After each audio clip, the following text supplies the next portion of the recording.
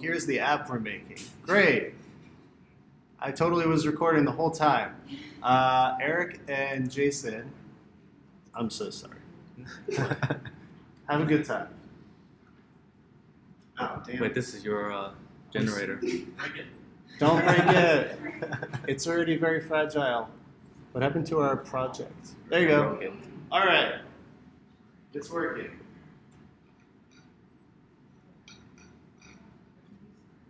So first you go to your main. Oh. Just X that out. Sorry.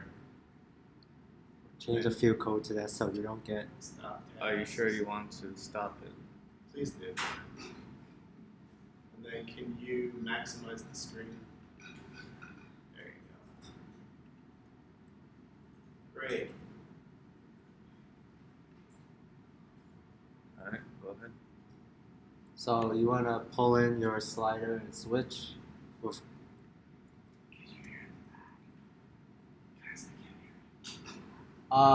Go to your main storyboard and pull in a switch and a slider. Just throw them anywhere. Yeah. If you have OCD, put it in the middle.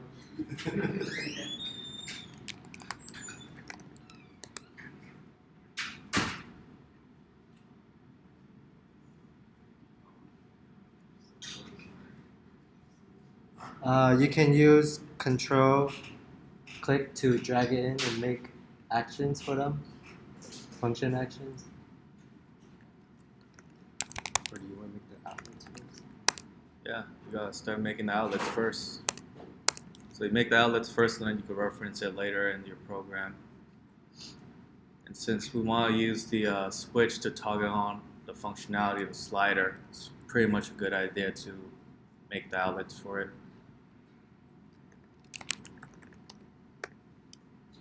Alright, what do you want to do now? Well, make the actions, right? Alright. What are you going to do next? We're going to drag in and make the action functions for them.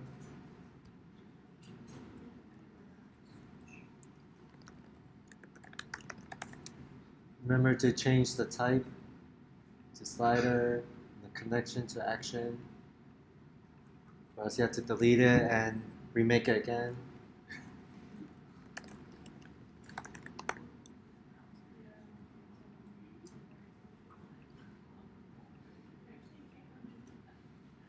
I guess we can learn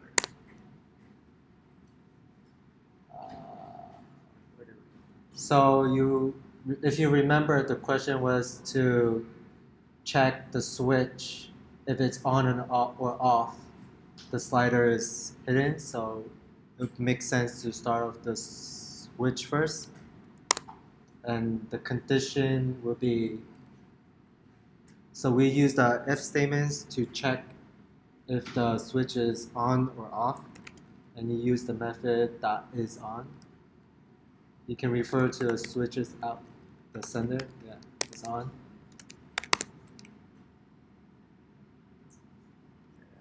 So if it's on, you want to hide the slider, so you refer back to the slider's outlet is hidden equals false. So this says when the switch is on, your slider is not hidden, else hidden. The same thing, just true this time.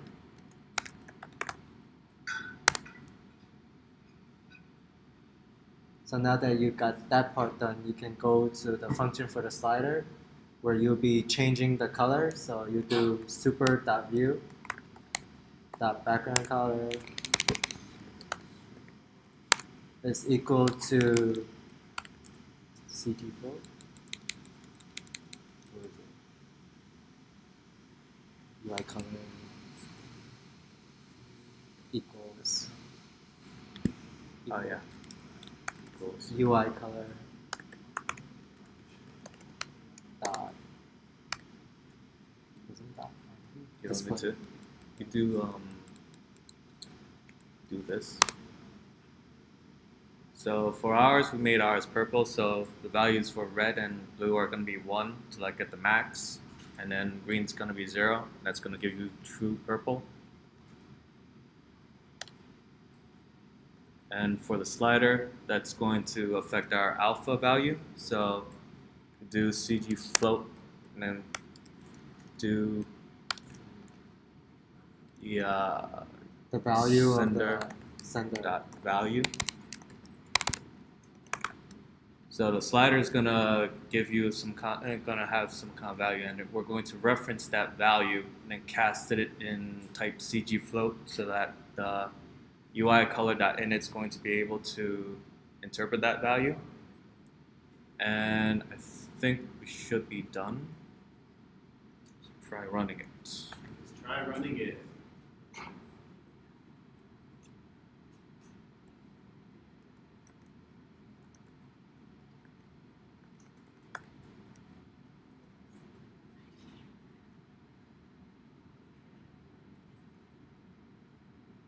So the switch is on and off. Works. We didn't break it.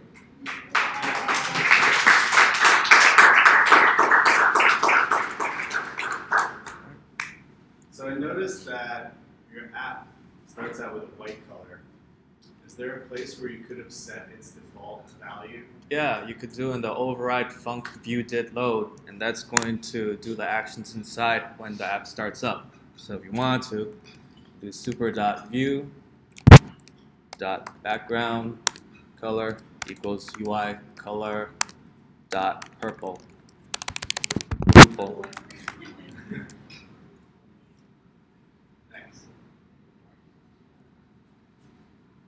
What are some questions you have for our dynamic duo here? Leon. Well, is self.view the same as super.view? Yes, I think. So what is affects the same super.view? thing. Well, super.view I think is to do with the view on the superclass of view controller. So if you're to do, actually, I think it's like a difference between like super view and sub view. Or, Self is, I guess, just referring to itself, right? I'm not sure. And then super would change the main one. I don't know. Okay, they don't know. Can anyone help them out? What's the difference between using super.view and self.view?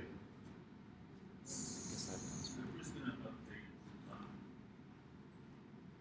background color correlated to the UI view, because it's like it's the parent, so it's going to self is going to update the current instance that you're in, or child, if you will.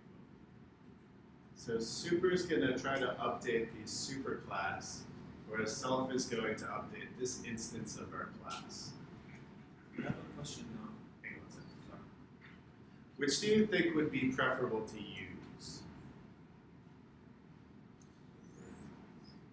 Sunny?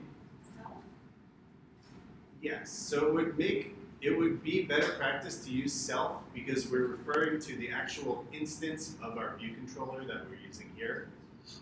Whereas super.view is an inherited view. So our view controller gets that view from its superclass, but we don't want to be referring to the superclass. We want to be referring to self, the instance of this specific view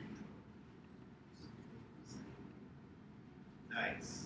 So how do we deal with custom colors? It's always like it's easy to deal with like dot red or whatever, like a simple color, but like custom color,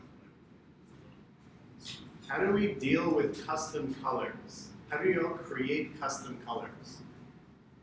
The UI color. So you can create them by giving values to UI color. You can also go into the storyboard and where could you look up the values for those colors?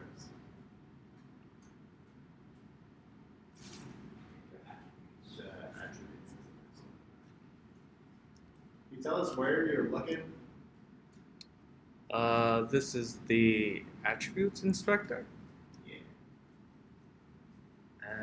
if you want to do custom colors, you could go here and get these. Well, I'm not sure how you get like The values. yeah the values. The next tab. Oh. So Yeah. you can actually set and pick out the RGB values in that color selector. Was by 255. But isn't the CG float between 0 and 1? Does that help this translate over? Yes. Great question. I think Isn't the settings CG option. float between 0 and 1? Yes. What can you do to make that work for you, Angela? The settings, that little gear. Which one? The The little cog. gear? Oh, Lower. Yeah. floating point? Oh, nice. Nice. So in order to get the values to CG float, go to this tab, the second one. Like this is the one by default. When you go to like say background and then custom on the very bottom, it'll bring up this window, and then you can go on this second tab. And here where it says RGB sliders, there's going to be a gear icon. Click on that and click on floating point to have it convert to a value between 0 and 1. And then you could use these values to reference as a reference point to do custom colors when you want, let's say, change the background color to like that on like this code. So there isn't like a method to just background color not for every. Like not like dot like you just change the alphabet. We can figure that out. Yeah. Let's give Eric and Jason a round of applause.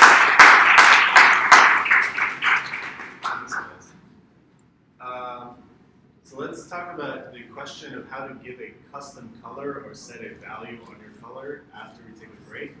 Are there any other questions? I was just asking if we were going to use the outlet for the switch, but I don't know. So the question was, do we need the outlet for the switch? Looks like we don't. Cool. We just happen to not use it. All right, let's take a 6-minute break.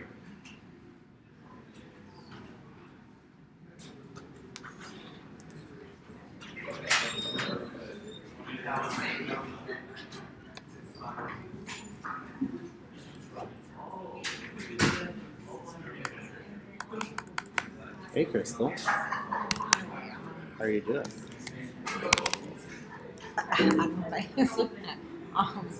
It doesn't work. What doesn't work? What is this?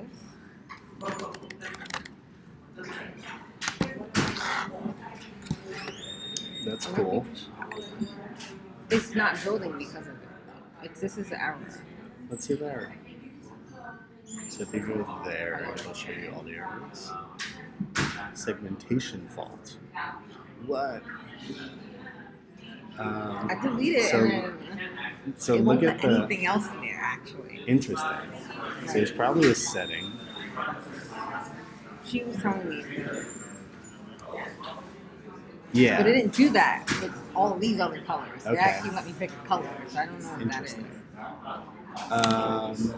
Should I just like completely X this out? You could instead, I mean, that works in a specific way, but you But I could don't know try if this also. is like gonna happen again. What? I don't know if it's gonna happen again if I open the new Excel. No, so what you're doing is you are instantiating something called the color literal, which is like how it is working in Xcode. But look at the type. It's the same type as actually instantiating a UI color. So in your code, it might be more explicit and easier to just, if you look up at the screen, like create an instance of UI color in the way that we know, but that you won't have that situation. When you're creating that whole float color, Uh-huh. that's where did it go?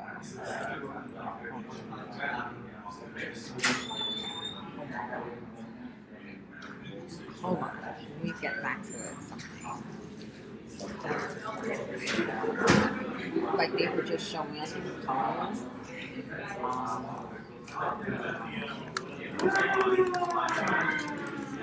Which points, like, what they were trying to do, like, you're just using one, right? No, Or you're you using have to that do- actual value. Just use all three of these values. Mhm. Oh, okay. So like Figure out how. if you go to UI color, if you get rid of the dot, but instead like open a parenthesis, but just open the paren without the close paren. So open it. Now it's going to let you instantiate a color. If you scroll down, you could use that one, but if you keep going down, there's like an easier named one. You did it red, green, and blue. I'll try that, but I have no idea what that picture thing is. That error. Yeah, that's like something that they added that they thought was nice, but don't worry about it. Like this is code that lets you see more clearly what's going on, so I would definitely recommend using this approach. So just like, where do you have to put it in a string or leave it as? You tell me. Let me see. Yeah, try it out.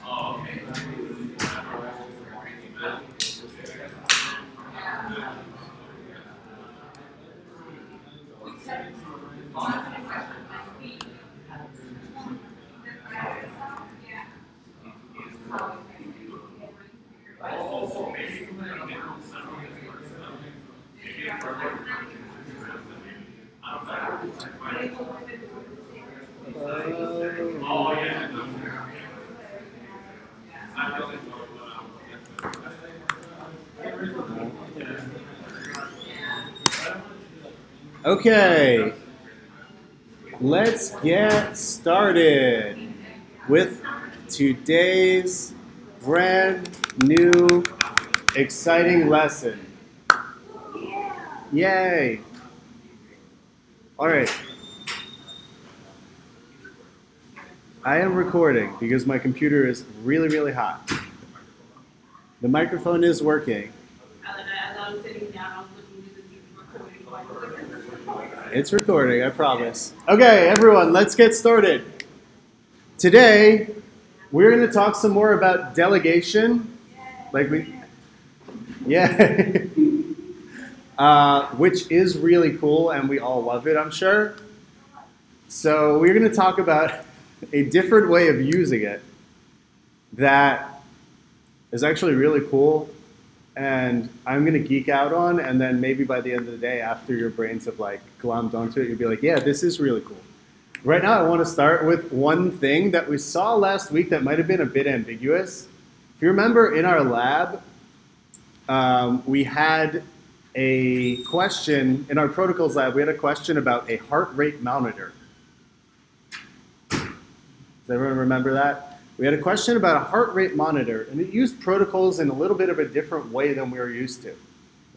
So I'm going to set up a simple example of a protocol, and then structs that use that protocol, or what was the word that we say about using a protocol at, I don't know, you're cracking me up. No, you could use it. It's just it's a very big fan. What was the verb when we talked about a type, so a struct, class, or enum that uses a protocol? Allison, I just saw you say it. Yes. So we say that a type conforms to a protocol. Nice. So let's make a protocol called cook. Let's give cook just the one function signature. What can a cook do, Anthony? Any old thing. So we're going to make a protocol called cook. What's one thing a cook can do? Nice.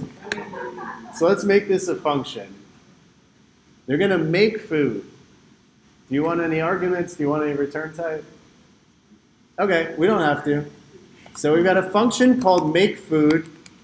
It's not going to take any arguments. It's not going to return anything. So we say this is the signature of our protocol. Boom. All right. Now let's make a struct that conforms to this protocol. What's a type in the real world that conforms to the protocol cook? B.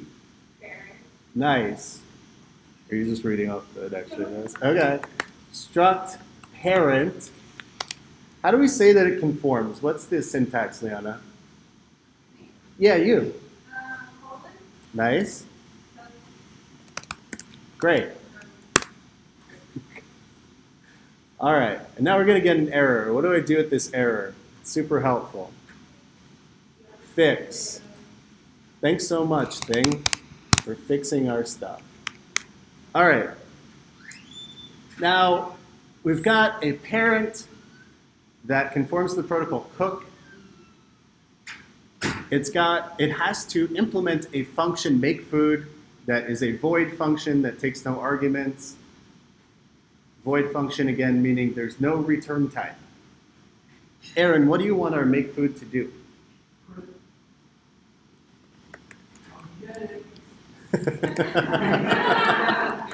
Come and get it. Awesome. All right, so now we've got a parent who conforms to the protocol cook, and parent can make food which says, come and get it. So in the real world, who does a parent cook for, maybe? For themselves. Ayla, who do you cook for? Okay. So let's make a struct called kid. So here's the weird thing that we saw the other day. We saw something like this.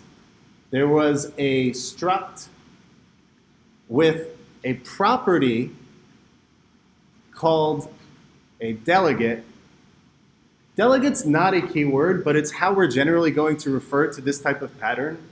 Can I borrow one of your chargers?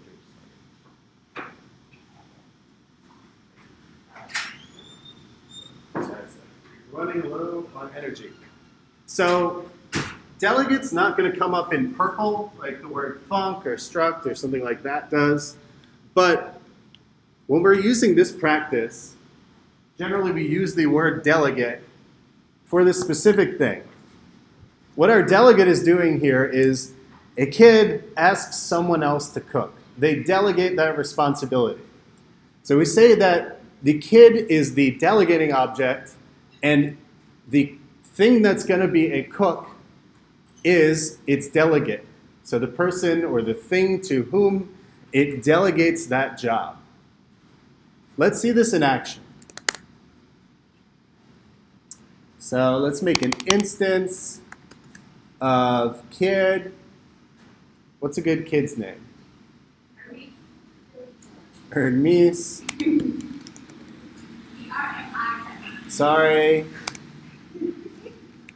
Let's actually give kid a name, which is a constant. And so we're going to instantiate a string. And we need something that is a cook. So this looks weird, right?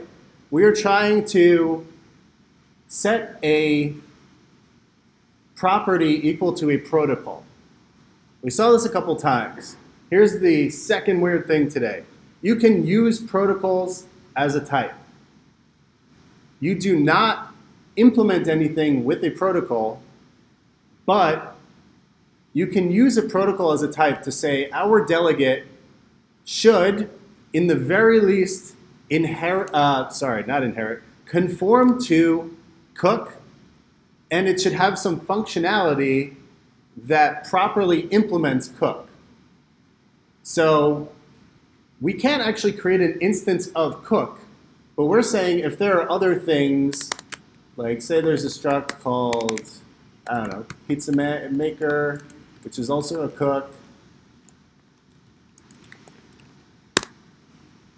and we give it a function called make food, which prints spicy meatball pizza on its way. Either of these types, whether it's pizza maker or parent, can be used as the delegate for an instance of our new struct kid.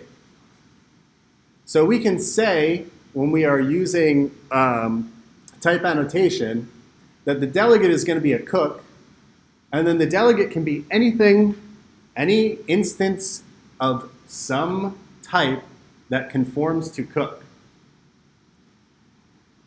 So right now we don't have a cook. Who wants to make a cook for Hermes? Alex does. Okay, let's create a cook for Hermes. Var. Olympia. Equals cook. So we are running into an error here. Cook cannot be constructed. Hold on, let's talk about the error though. You see what's going on here?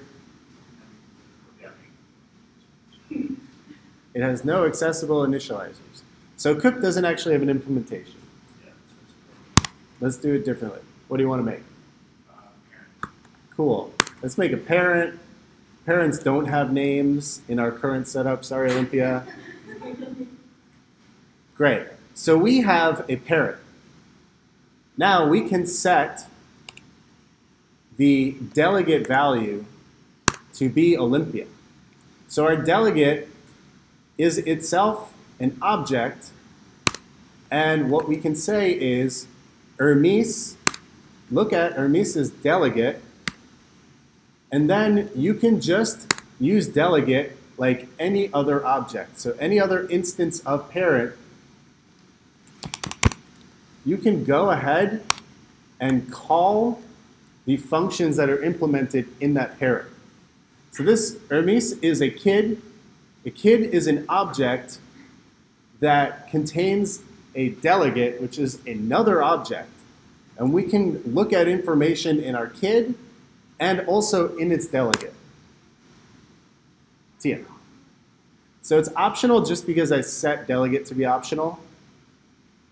We could have had an init function that says you don't need a cook for your kid right now. So if we run this, what do we expect to happen?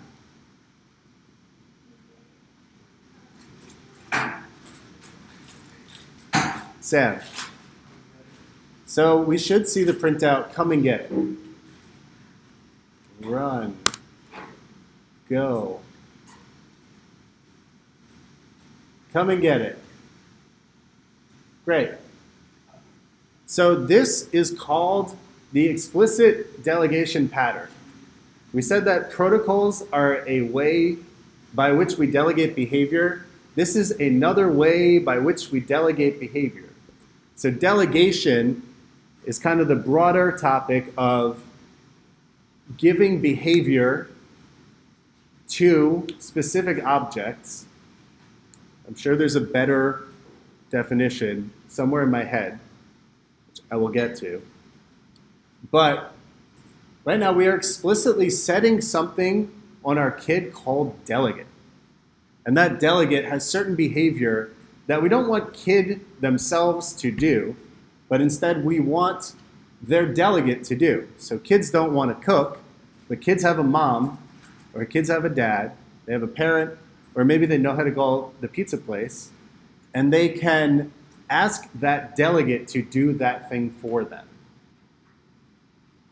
So delegate is an object that has certain functionality that our delegating object, so the kid here is a delegating object, is able to make use of. What are some questions you have about that? Levi. Is delegate a key word, or is it just a meaningless placeholder word that you put there into the question mark as a word? Is delegate a key word, or is a meaningless something that I put there with a question mark? Who can answer Levi's question? Phoenix.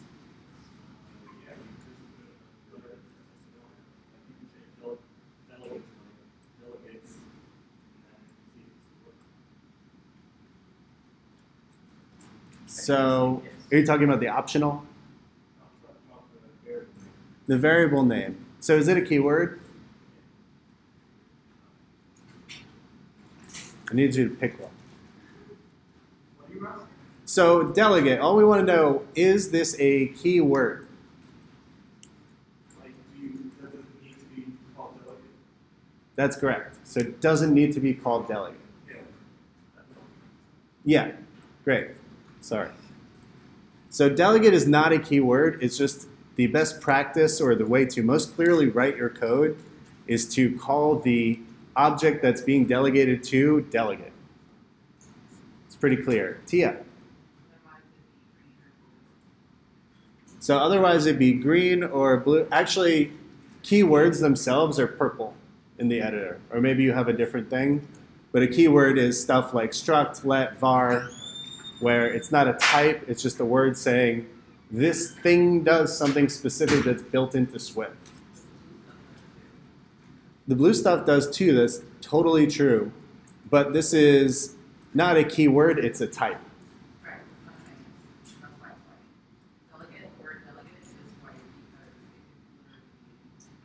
It can literally be anything. Right. What are some more questions? Liana.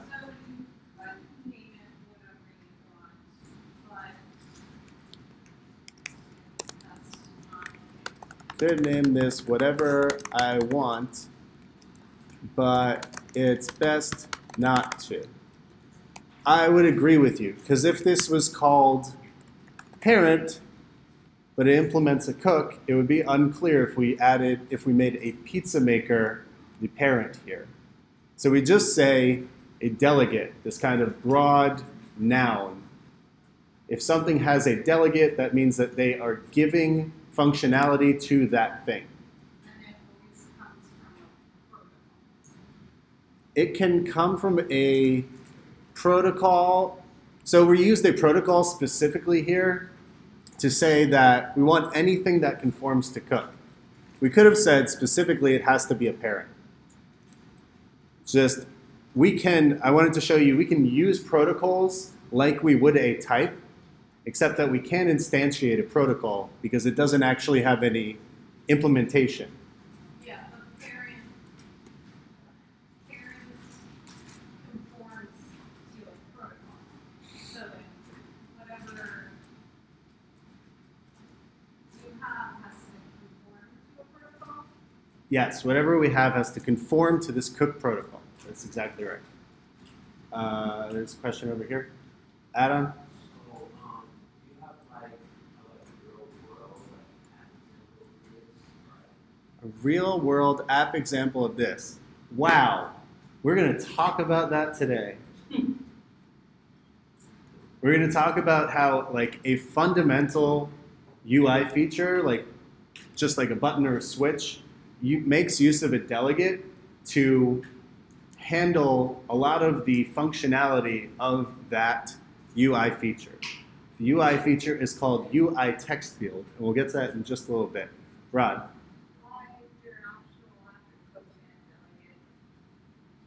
Why is there an optional F to cook in the delegate? And delegate. So because delegate is optional,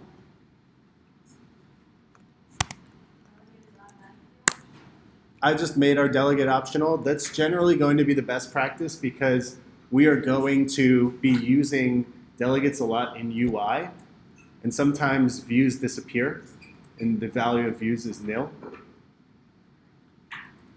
So right now, if I try to run delegate here, it's not going to do anything, but it's also not going to break the program.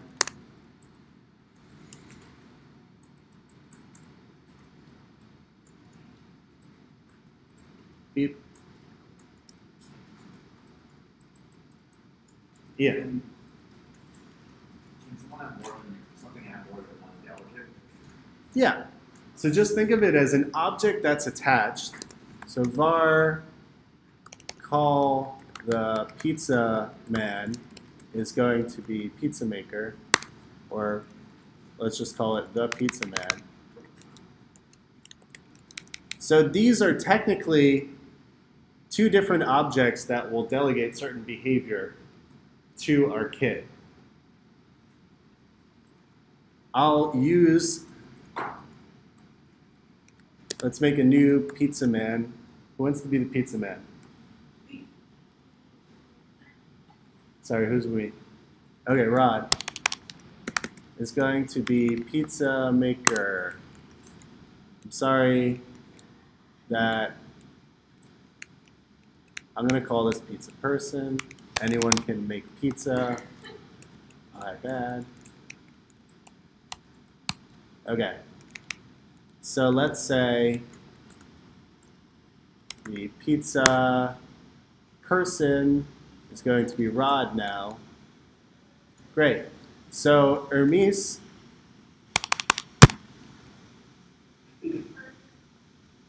what's that? Oh, my bad. Thank you.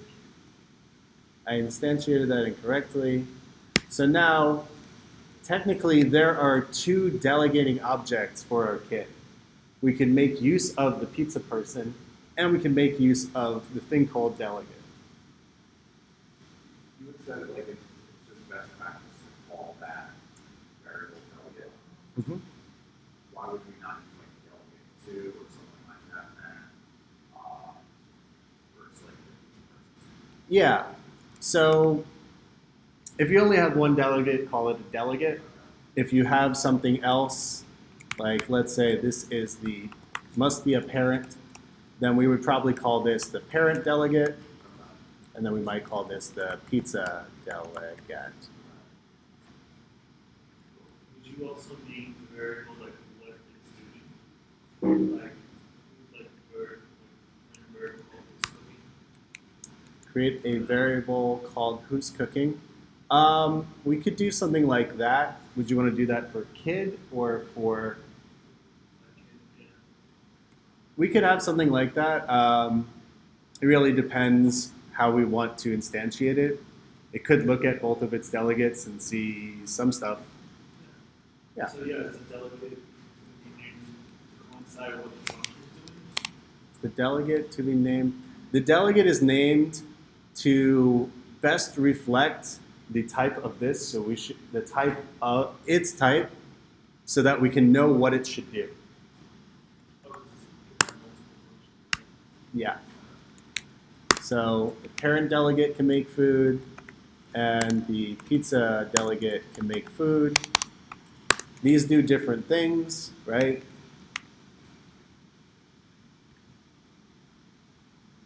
Cool.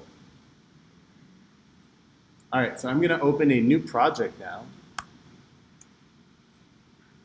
It's going to be an iOS app, single view app. We're going to call this UI text fields and delegates. So we're making we're going to start use a very, very powerful thing called a UI text field.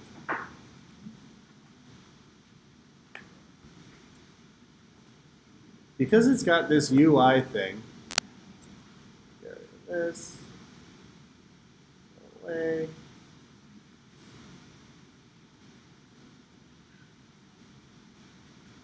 Come on, go away, go away.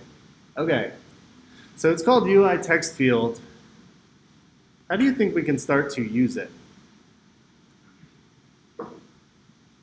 Where can we get it from? Where do you think? Objects library, cool, let's take a look. Text field, nice.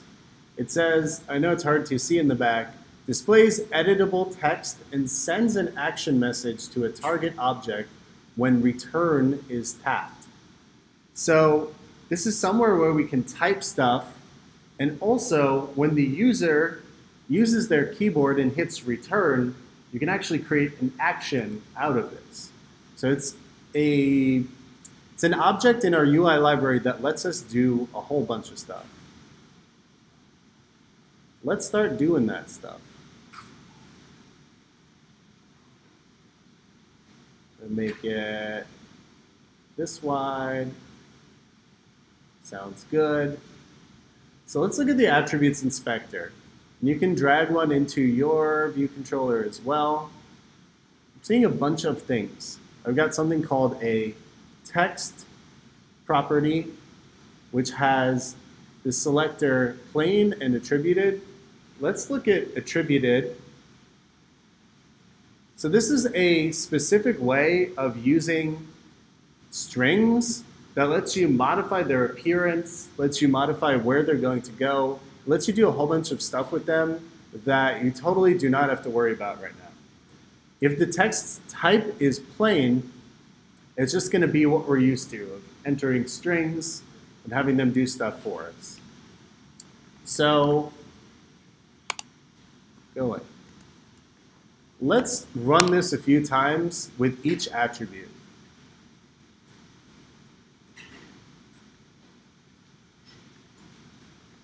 I'm going to run this right now. We're going to begin to see all the wonderfully amazing things that a text field can do.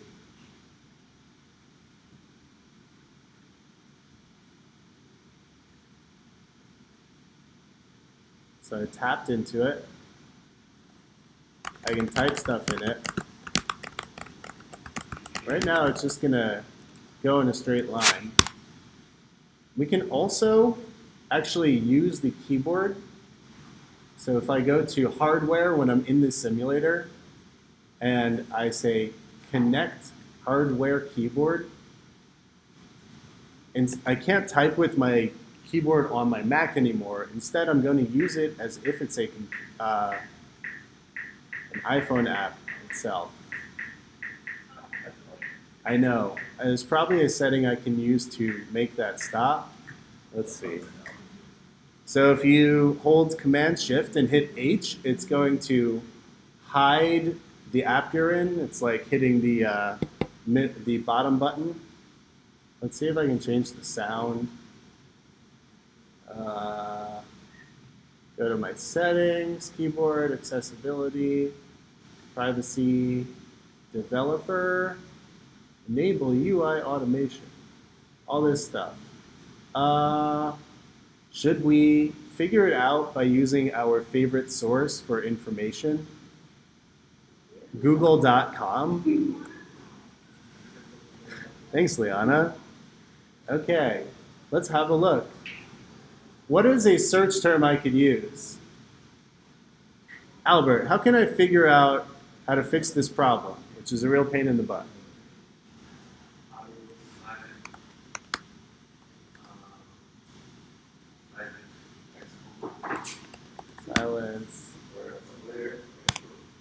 simulator Xcode. Cool, sounds good. Let's take a look. Turn off sound in iPhone simulator. Is there an option to turn off sound in iPhone simulator or adjust the volume? Partial success, there are no good options. The iPhone simulator selects the currently selected output at launch using Soundflower plugin and sending the audio to nowhere. I started it. You switch to a different thing, blah, blah, blah. Sam, turn the ringer off. Can I press that? Oh.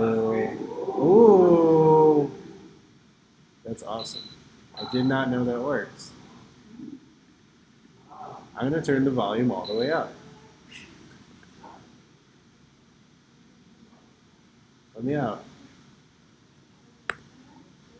Let's go back to our app. Thank you, Sam.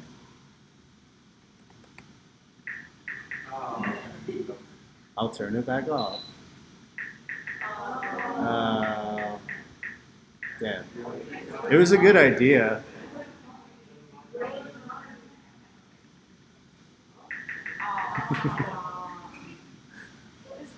There is no good way.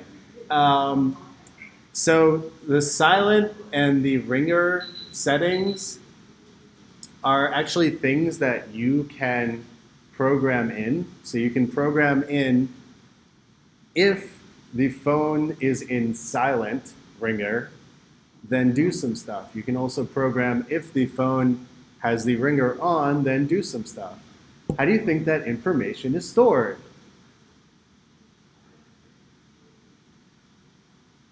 If there are only two things it can do, and that's an exhaustive list of things that maybe need some functionality, it's going to be an enum. Cool. Don't we love enums? Oh, okay. Never mind. All right, so I'm going to get rid of that so I can just type and not hear the noise. But in the simulator, you can bring up the keyboard, which is really important because eventually, when we start making actions out of our text field here, we'll be able to make it do something. So when I actually hit return, or whatever is the bottom right button on the keyboard, it'll be able to trigger an action. So let's see if we can do that. I think you all know how to create an action. And so we've got a view controller here. In that view controller, we have a UI text field. Take 5 minutes to, I'm going to be super vague because I want to be annoying, and I'm so good at it. Take 5 minutes to add an action from your UI text field that, let's say when you press it, updates some UI type, you know the one, with the text that is in the UI text field. So add an action from our text field, and I'll give you the hint. Hint, bless you. You can look up how to use the return key to trigger that action. And again, if you go to the iPhone simulator, the way you can turn on and off that keyboard is you go to Hardware, Keyboard, Connect, Hardware, Keyboard. There's also a shortcut command, which is Shift-Command-K. Which brings it up, turns it off. Brings it up, turns it off. Great. So take, let's say, 8 minutes to set up an IB action that updates some other UI type in this controller with the text that is in the UI text field? Hooray. Michelle. Oh. What message did I get? N disabling interface auto rotation animated. So each time I turned the keyboard on and off, it did something. I don't know what it means, but it definitely did something. Maybe it's something different.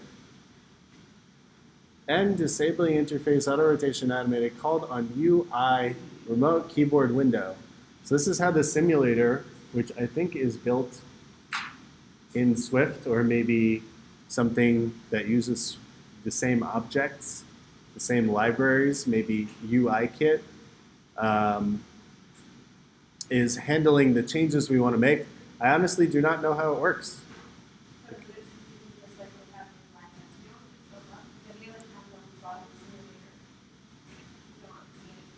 Oh, so we want to see, you want to see if this output is related to using the text field? Let's take a look. So the text field is there. I haven't touched it yet, but now that I have touched it, something got triggered. Maybe something in a delegate method. So we'll learn a little bit more about it when we talk about the UI text field's delegate. So take, let's say, 8.5 minutes.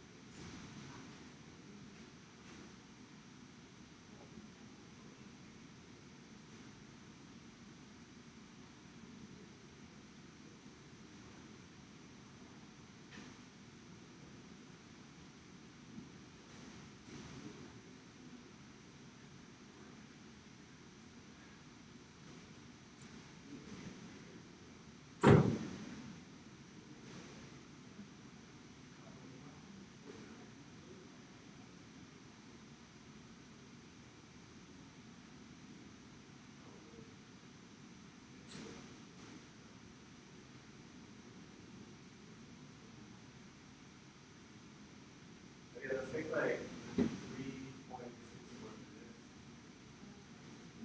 36 seconds.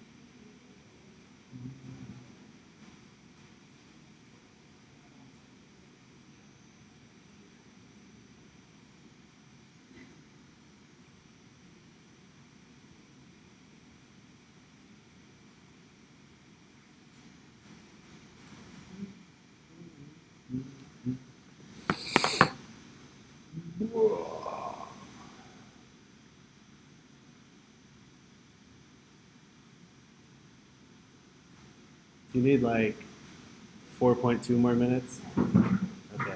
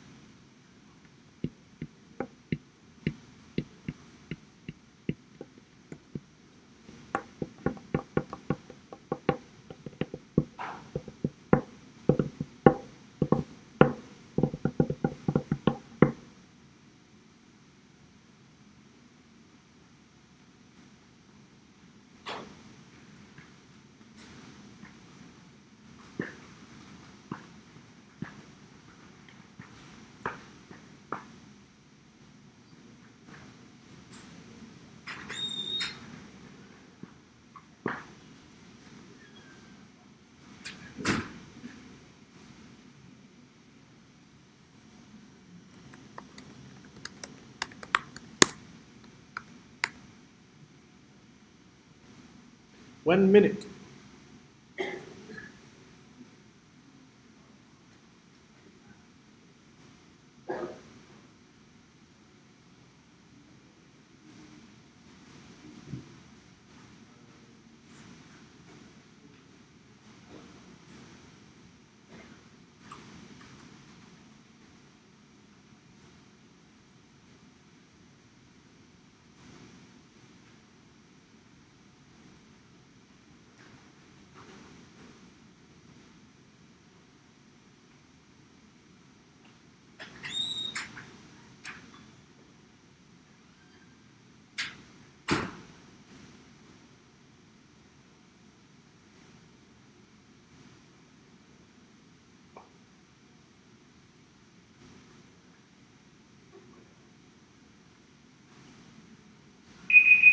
Oh, sorry. We got the sound working on here, and that's like not a good thing. I'm sorry? Sorry, what? Okay. So, is anyone able to get this working? Rod, No, unable, you said, right? was anyone able? No, I was not able. Is anyone able to get this working? Angela, Angela, can you tell us about what you did? So you made a label. Let's make a label. Neato. Get in there. Great, you got a label. You want me to do anything with it? Cool. I must make sure it's centered. Okay. Made an outlet. What do you want to call it? Sounds good. Keep going.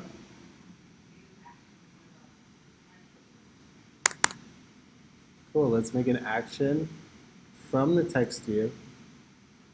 So our text view, our text field can create an outlet and an action. What type do you think it inherits from, that it gets that behavior from?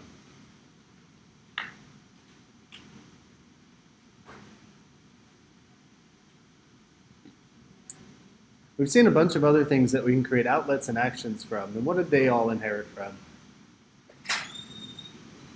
Aaron. So they do not inherit from UI view controller. If you leave off the word controller, what do you have there? Great. So they inherit from UI view, but they actually inherit from a class that inherits from UI view that we've seen before today. Eric, can you tell me? Do you remember? Okay. What about Eric? Can you tell me? Great. So our text field inherits from UI control as well. And it's got a whole bunch of other stuff going on. But because it inherits from UI control, we're going to see how we have to use that delegate pattern to add other functionality. So let's keep going. Action. Angela, tell us about your action.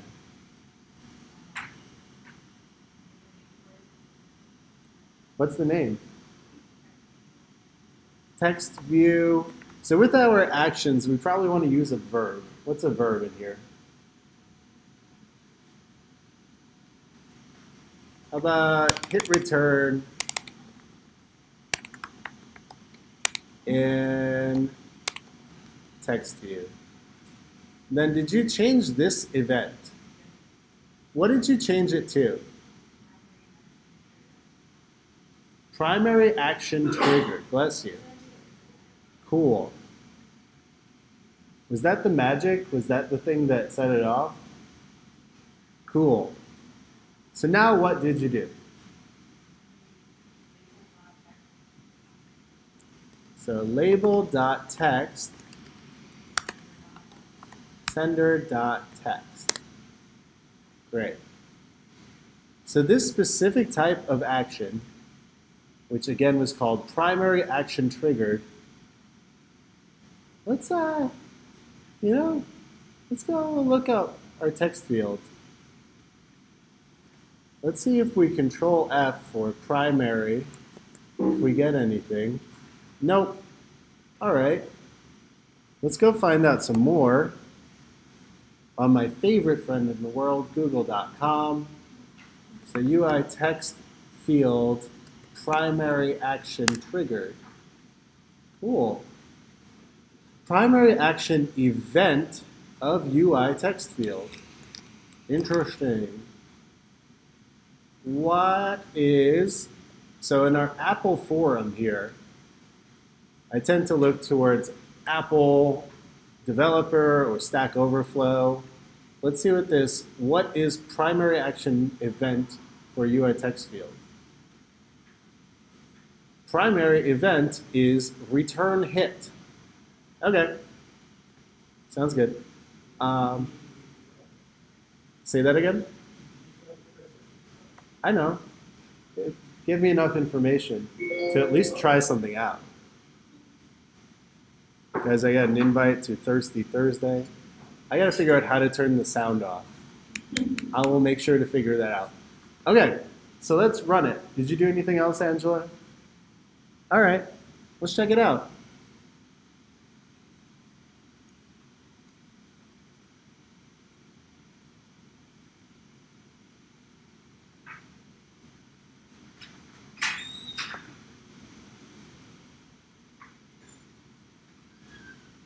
So we've got a label, we've got a starting text.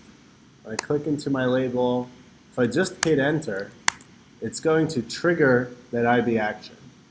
If I hit enter here again, it's going to trigger that IB action. So triggering the primary event for our UI text field is going to trigger this IB action. And hitting enter when the keyboard is not drawn is the same thing as hitting return here.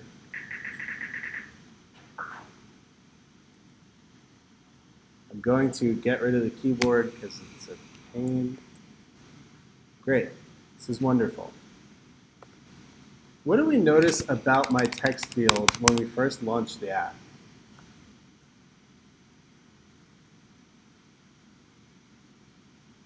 So our text field is a view which has some text in it, but I also add text to it. Is that kind of weird? I think it's kind of weird.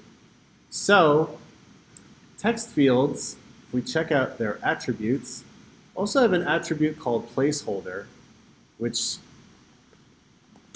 will only show when there's no text. So when the text property is an empty string, the placeholder will show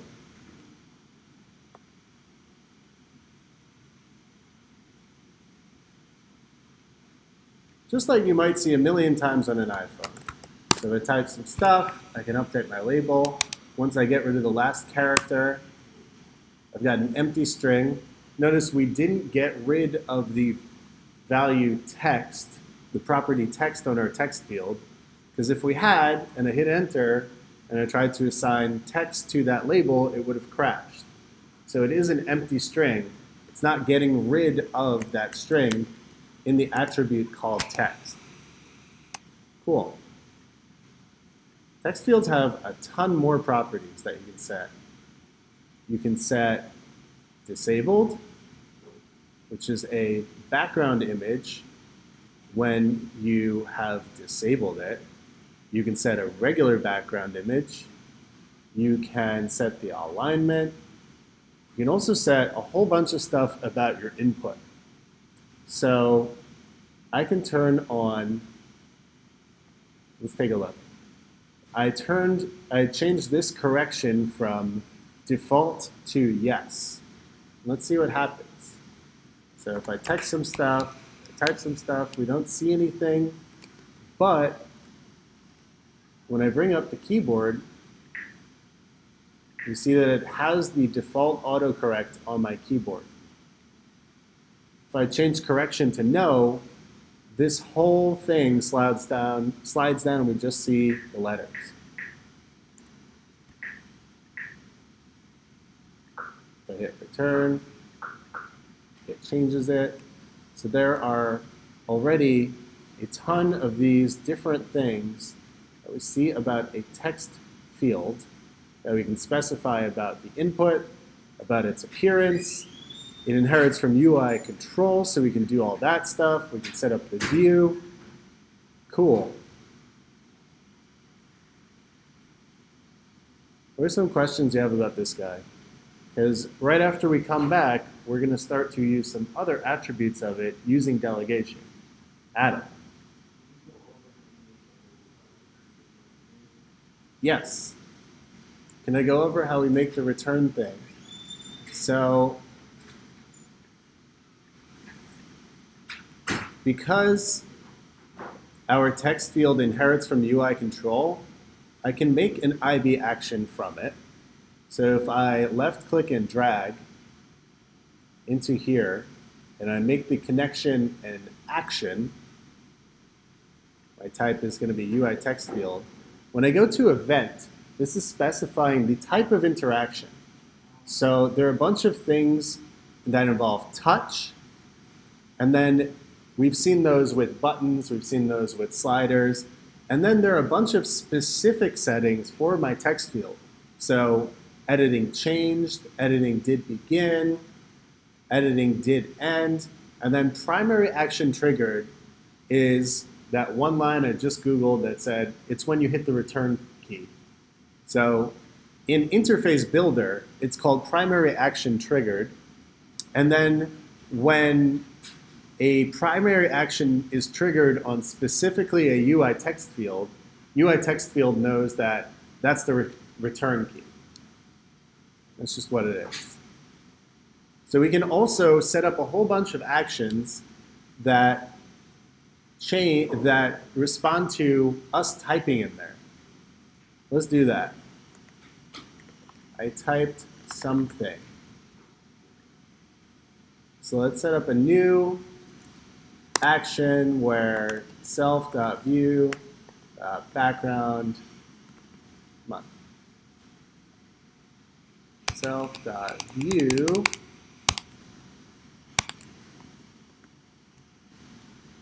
dot background color is equal to UI color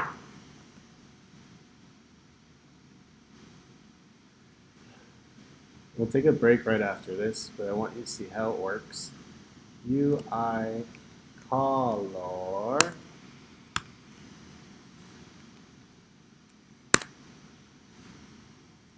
CG float for a random, what's the rand? Anyone remember how to make a random number? I'll just make it double. CG float dot random in closed range 0.0.1.0. Thank you.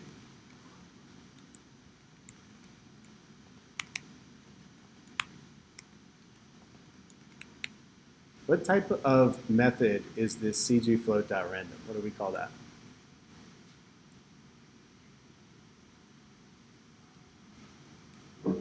Marielle. What's that? No idea. Okay.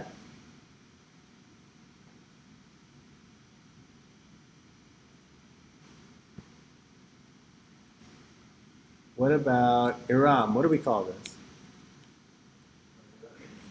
What do we call this CG float dot random?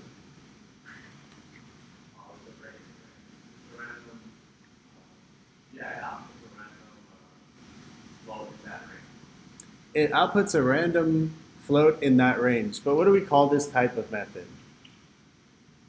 Oh, that's a static. So it's a static method or a type method. It's not an instance method. We don't have an instance of CG float. You definitely need to know what a type method is.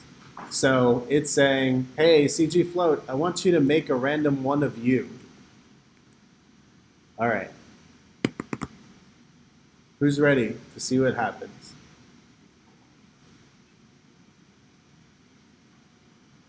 UI text field delegate. Let's load her up. So now this responds to me typing. So every time I type something, it picks out a new random thing. Every time I edit, it continues to do that.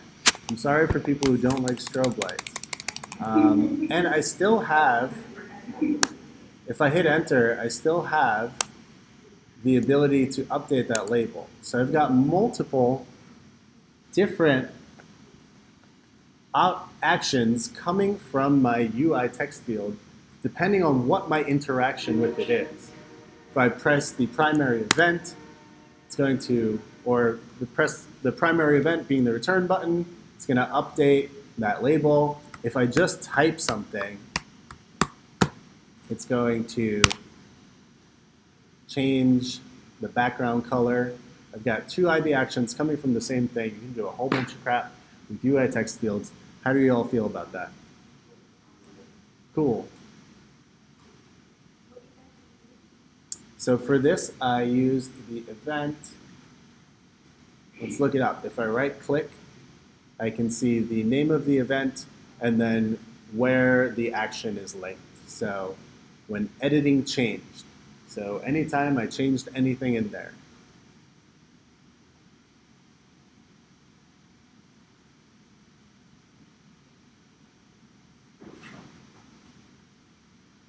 Cool, let's take a 6-minute break. I think we're gonna have to come back after lunch, but I'm glad we are going at this pace. UI text fields, super cool, super important, sounds great.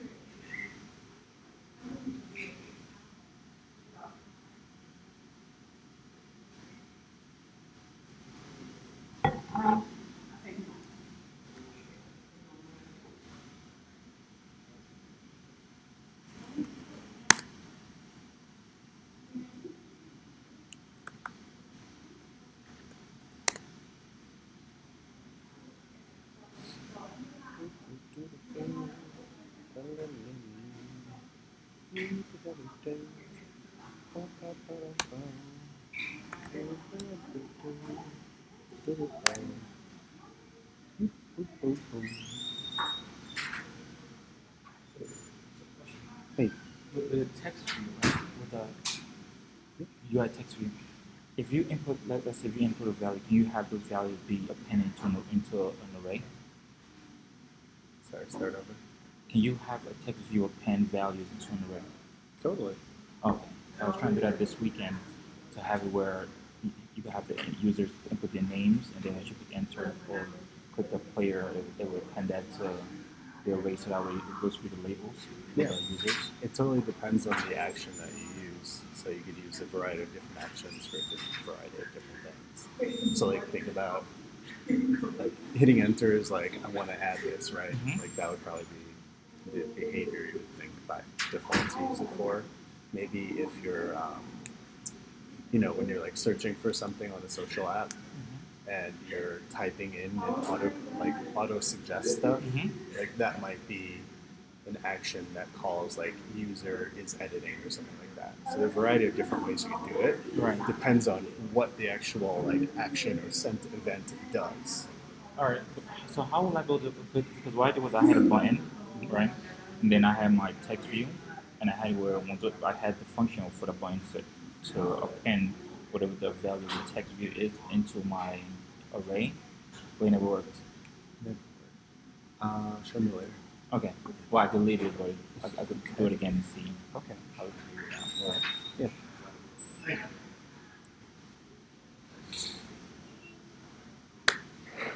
Okay. Let's get started again.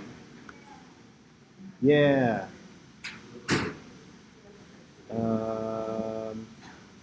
Hello, my computer. Work, please.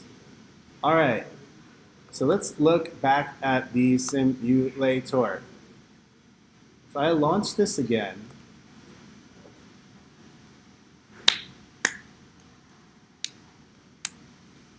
when we use a text field, it can do some stuff, right? It also has a way of knowing how it should interact with you. So you can set up some actions from it, but not all those actions are in the text view itself. So the text view is a UI control, but it delegates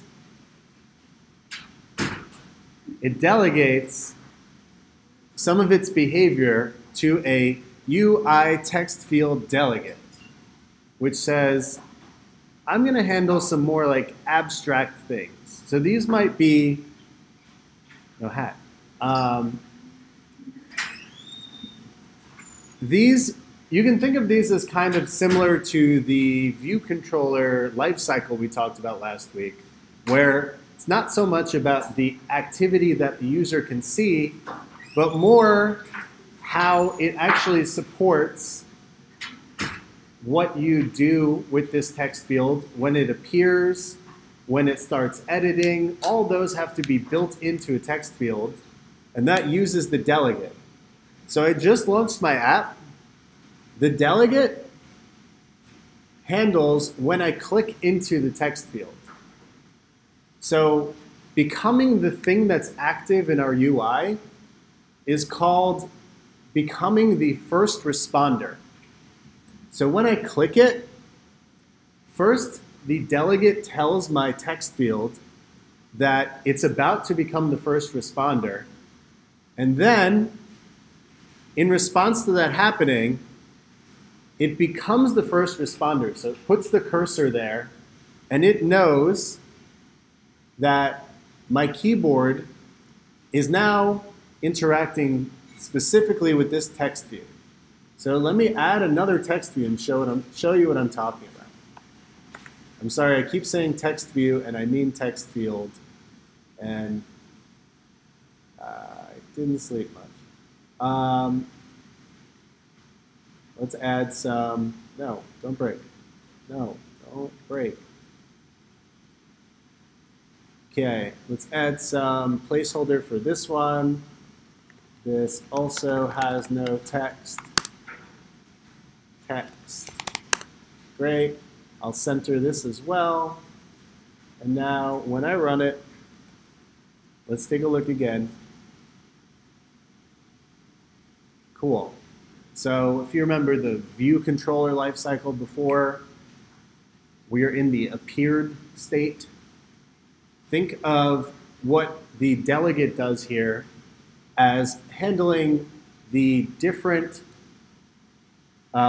responses a text field can have to the user. I know that's a little abstract, but when I click, this text field becomes the first responder. So we have to be telling the program itself that the keyboard interaction specifically is directed at this text field. If I click into this text field and I type some stuff, it appears in there. That seems simple, but there has to be a mechanism by which it happens, and that's what we call becoming the first responder. So we can edit this, we can do all this stuff. We've got all these actions because when we tap into our text field, the text field becomes the first responder for our app. So it's the thing currently being interacted with. If I click on something else, like a button, which I could add, it will, what we call, resign the first responder. Since I'm no longer interacting with this, because I clicked something else, or I clicked out of it, then the keyboard will go away, the cursor will no longer be in the text field, and blah, blah, blah. So let's see if we can make that happen. Button. Come on, button. Go in the middle. Yay. Okay. Let's run it one more time.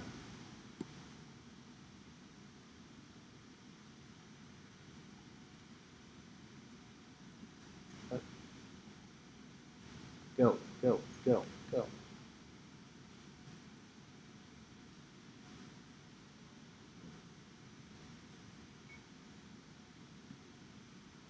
So this becomes the first responder. I type some stuff far out. I hit the button. Ah, crap. Hold on. Let me do that a different way. We can talk about this just with our two text fields. So if I click into this second text field, it becomes the first responder. If I click into the first text field, the second text field is no longer the first responder. Our cursor is now in the first text field. So whenever I type stuff, it's going to be in there, right? Makes sense. So what happened when I clicked into the first text field is the second text field had to resign being the first responder. So first, if I click into the second text field again, the first has to resign, the second becomes the first responder.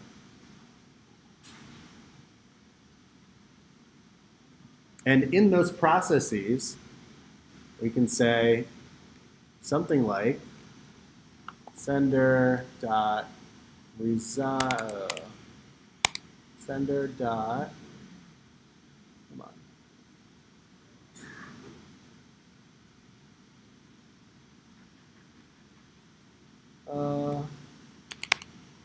First is first responder. So when I'm referring to the text field, I can do a whole bunch of things while talking about whether it's the first responder. I can explicitly tell it to become the first responder. So if I clicked a button, I know this is getting cramped. Let me just look at our view controller.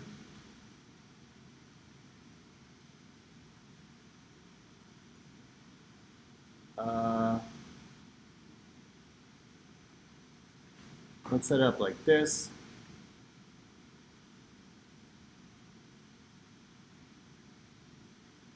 When I type anything, if what this become first responder does is it says it asks to make this object the first responder in its window. We get in response a Boolean. That Boolean just says that was successful. We were able to do it.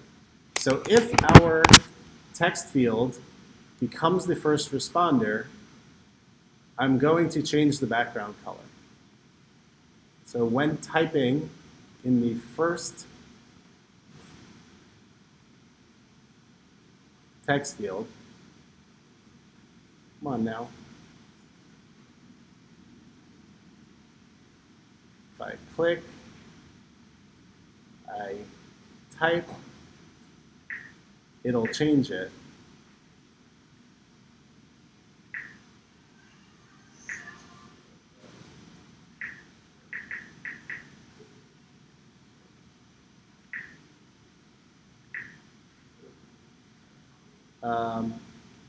That's, sorry, say that again?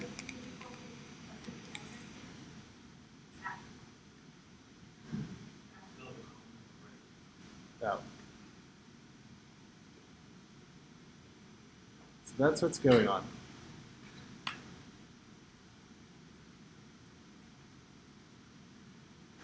What are some questions we have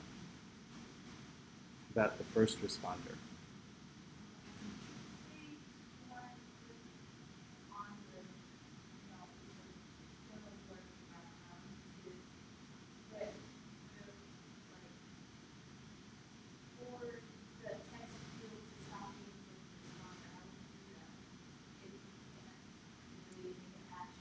Mm.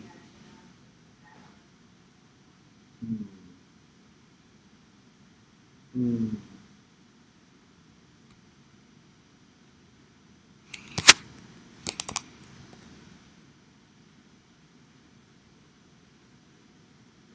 Mm.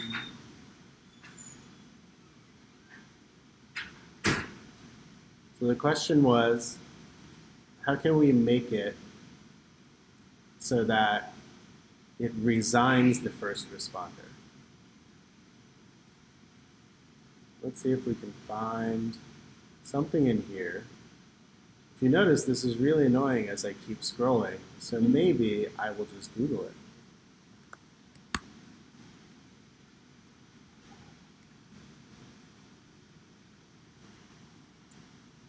How to make text field resign first responder. Resign first responder. I'm so sorry to post this, since it has been asked a million times. So whenever I try to use it, it's outdated. Ah. What?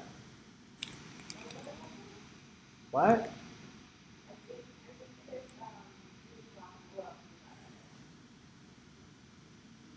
What? Do you have the answer or not? Wow. So there's something called resign first responder. So you can use that in a variety of ways. Trust me. You can, because it's a function that can be called, and you have an outlet. Actually, we don't have an outlet. If we created an outlet to the text field, you could resign that first responder on that text field based in any event. We can do a whole bunch of stuff with our strings here, with our text. Let's say instead of setting a random background, I'll say, let's create an outlet to the text field. Let's open our assistant editor.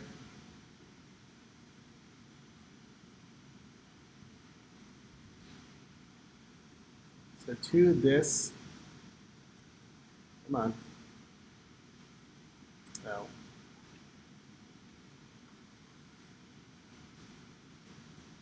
To this text field, let's make an outlet. We'll call it top text field. And we'll say that Nothing needs to happen when I'm typing. I'm just going to get rid of all that.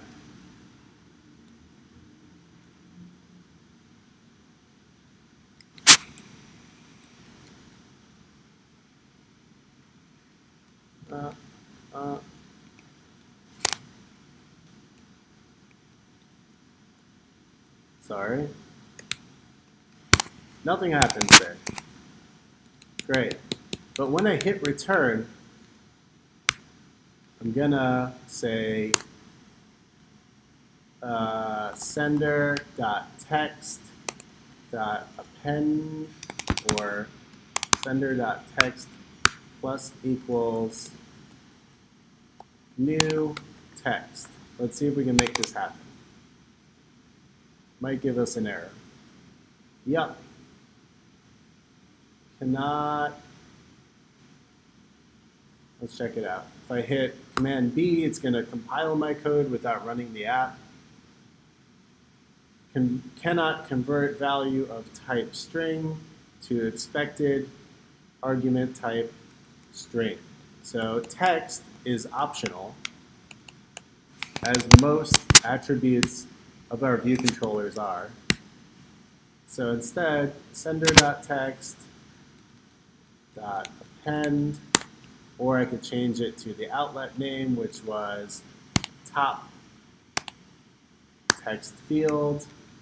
So every time I hit return, what I'm saying here is, for this action, every time I hit return, I want you to append to the text, I hit return. So we can make our text field responsive to the user input. We can do so much with text fields.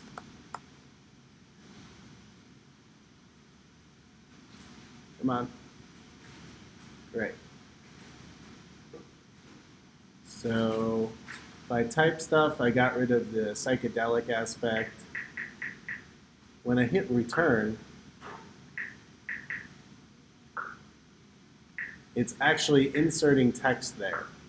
So you can make return do anything you want in your app. That's cool. Nice. If I delete it all, that is so annoying. And I hit return, it does all those things.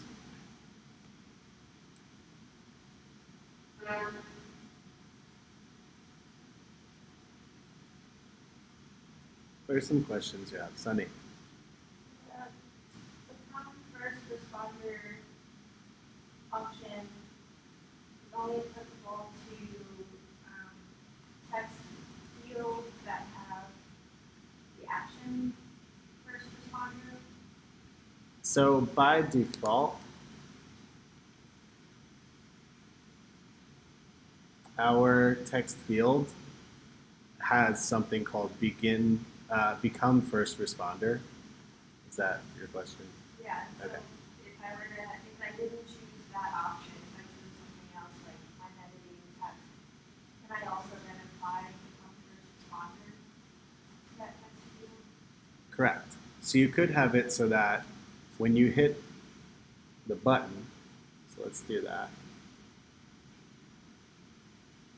There's so many things we can do.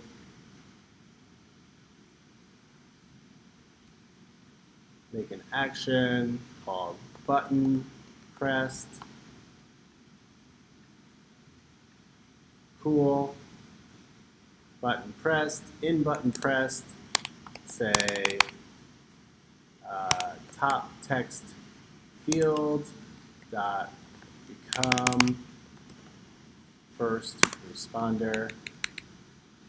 So that returns a bool. I'm just going to be lazy right now.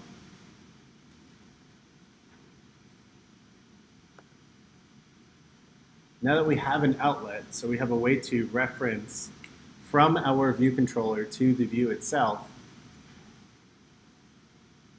I can trigger a whole bunch of actions. So I can, let's say, have the second text field as my first responder. If I hit the button, it's going to make the first text field the first responder. So this button's action is to make it so that something else becomes the first responder. My first responder could be anywhere, but this button's job is to make the top text field the first responder. So our text field is both reactive to itself, like all the text that we enter, all the stuff that we end with, and it's also able to be acted upon by a whole bunch of other things. That's cool, right? Isn't this cool? Check this out. You guys ready? So our delegate, what our delegate's doing is it's handling each of those steps. It's handling becoming the first responder. It's handling dismissing and bringing up the keyboard. It's handling dealing with editing, because the text field itself is inheriting from UI control. So its job, the text field's job, is that it should do a whole bunch of controllery things. So you can create actions and outlets from it, just like any other controller. It can have a background color, it can have text, it can have all these attributes. It can have autocorrect, how it interacts with its keyboard. But then behind the scenes, its delegate is doing some crap that lets you handle more of its, like I said, kind of life cycle. So it handles the first responder. It handles bringing up the keyboard. It handles like when you start editing. It handles that whole process between becoming the first responder, responding, and then resigning the first responder. That's what the delegate's doing. It's doing kind of meta things on that level. It's weird, but it's cool, and it's great. You can make your app so responsive now with your first responder in your text field. You could do something like matching and saying, hey, if the text in there says David cut it off, could literally trigger a fatal error. So let's say, well, let's use the action, I typed something. If top text field dot text is equal to David stop dot okay. Let's say any punctuation. So if the text field as lowercase is equal to David stop, then fatal error. Oh man.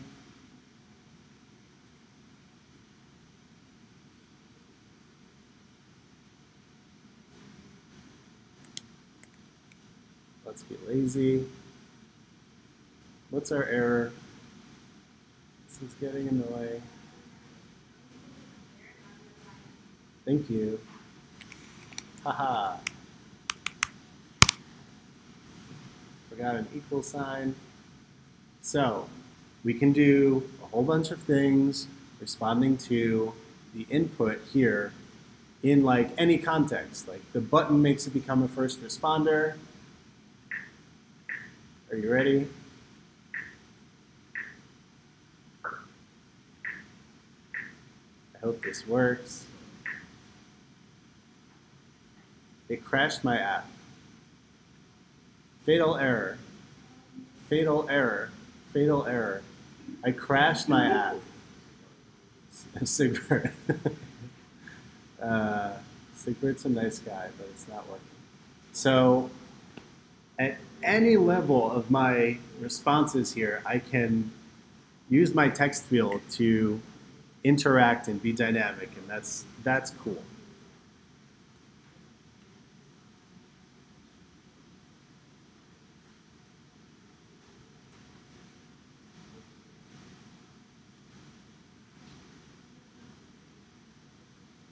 We're going to talk more after lunch about what the delegate does.